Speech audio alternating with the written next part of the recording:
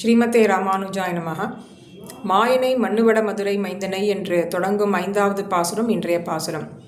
இந்த கோபியர்கள் நினைக்கிறார்கள், நாமோ சிறிய பெண்கள், அதிக பாப்பம் உள்ளவர்கள், இந்த நோன்பு என்ற சுபகாரியத்தை செய்து கண்ணனின் அனுகிரகத்தை பெற வேண்டும் என்று நினைக்கிறோம்.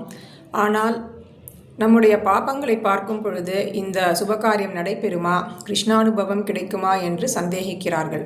அந்த கோஷ்டியில் வேதாந்த ஞானமுள்ள பெண்ணுறுத்தி இந்த சந்தேகத்திற்கு அதி ஆச்சரியமாக பரிகாரத்தை வெளியிட்டிருக்கிறாள். நமக்கு பாப்பங்கள் இருப்பது உண்மைதான்.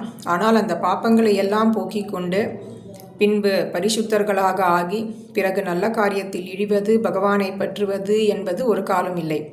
நமக்கு பகவான் மனத்தையும் சரீரத்தையும் வாக்கையும் கொடுத்திருக்கிறான்.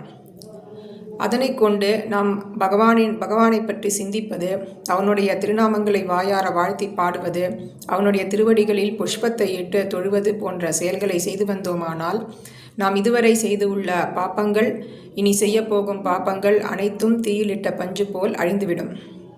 அவனை ஆசிரியக்க வேண்டியது ஒன்றுதான் நாம் செய்ய வேண்டிய செயல் என்ற தத்துவத்தை வெளியிடும் பாசுரமாக அமைந்துள்ளது மாயனை மண்ணுவட மதுரை என்று தொடங்கும் 5வது பாசுரம். ஆண்டாள் திருவடிகளே சரணம்.